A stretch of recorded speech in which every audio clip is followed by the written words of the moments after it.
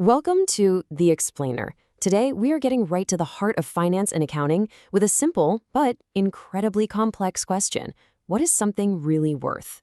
We're going to do that by breaking down the global standard designed to answer it, IFRS 13, on fair value measurement. So, let's just start there.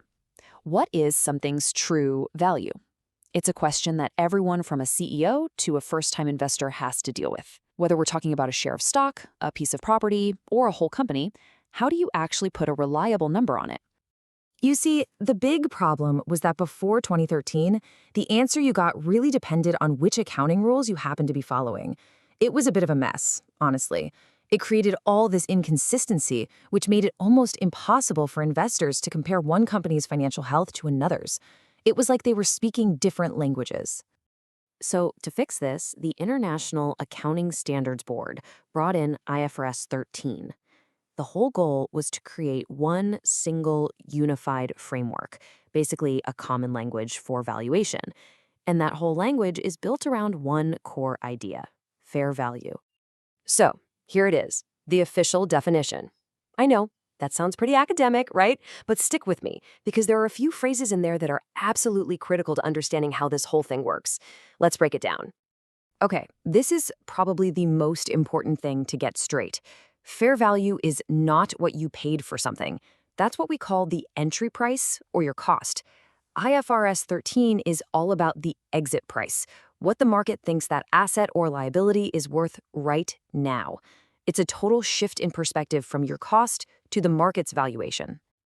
And you can't just dream up this exit price. It's based on a hypothetical deal with some very specific ground rules. First, it has to be an orderly transaction, so no fire sales or forced liquidations. Second, it involves market participants. Think independent, knowledgeable buyers and sellers who aren't under any pressure. And finally, it all happens in the principal market, which is just the most active and liquid market for that item. All right, now this is where things get really interesting. IFRS 13 isn't just for things like stocks and bonds. It also gives us a clear way to value physical assets, like a plot of land or a factory. And for these kinds of assets, we have to introduce a new concept: highest and best use. The standard says you have to value an asset based on its maximum potential, as seen through the eyes of the market, not just how the company is using it today. So to figure out that highest and best use, any potential use has to clear 3 hurdles. First, is it physically possible? I mean, you can't value a tiny city lot as a major airport, right? Second, is it legally permissible? Zoning laws might stop you from building a factory in a residential neighborhood. And finally, is it financially feasible? Would an investor actually make a decent return from that use? This really gets to the core of it. Let's say a company owns a prime piece of land downtown and is just using it as a parking lot.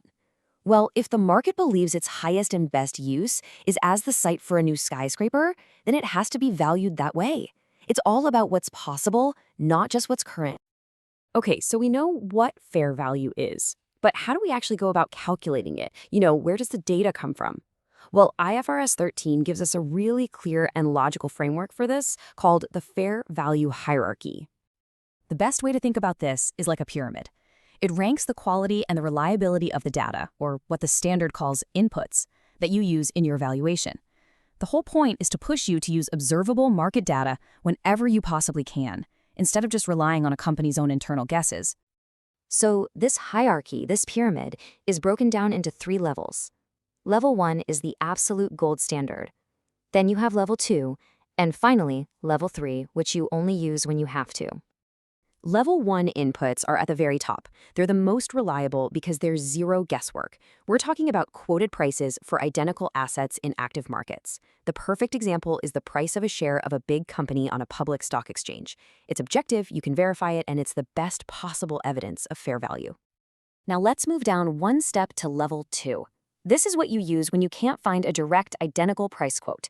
Instead, you use other data that you can observe. A great example is valuing an office building. You might not have a price for that specific building, but you can look at observable data like the price per square meter for similar buildings in that same area. And at the bottom of the pyramid, we have level 3. This is what you turn to when there's very little or no market data available. Here, a company has to rely on its own internal data and assumptions, what we call unobservable inputs. Just imagine trying to value a really unique early-stage startup. That valuation is going to lean heavily on that company's own financial projections. Now, here's a really critical rule you have to remember. The entire valuation gets classified based on the lowest level input that is significant. So, what does that mean? It means if your valuation uses even one major level 3 input, like a company's own forecast, the whole thing has to be labeled as level 3. This is basically a flag for investors that says, hey, a higher degree of judgment and subjectivity went into this number. Okay, so we've covered the what and the how of fair value. But let's take a step back and talk about the most important question of all. Why does any of this really matter? Well, the standard was written with 3 really clear goals in mind: define fair value, create a single framework to measure it, and require clear disclosures about how you did it. And all 3 of these things point to one big, overarching goal. And that big goal is to increase consistency and comparability right across the globe. By creating this common language for value, IFRS 13 lets investors, managers, and regulators look at a company's financial statements and get a much clearer, more reliable picture of what it's truly worth. It looks everyone makes smarter, more informed decisions. And that leaves us with one final critical thought to chew on. While a standard like IFRS 13 brings a ton of much-needed clarity, that hierarchy also shines a bright light on the areas where we're relying on judgment, not just hard data. It gives us a framework for sure, but it also forces us to ask a tough question. When a company's value is leaning heavily on those fuzzy level 3 inputs, how much trust should we really place in that final number?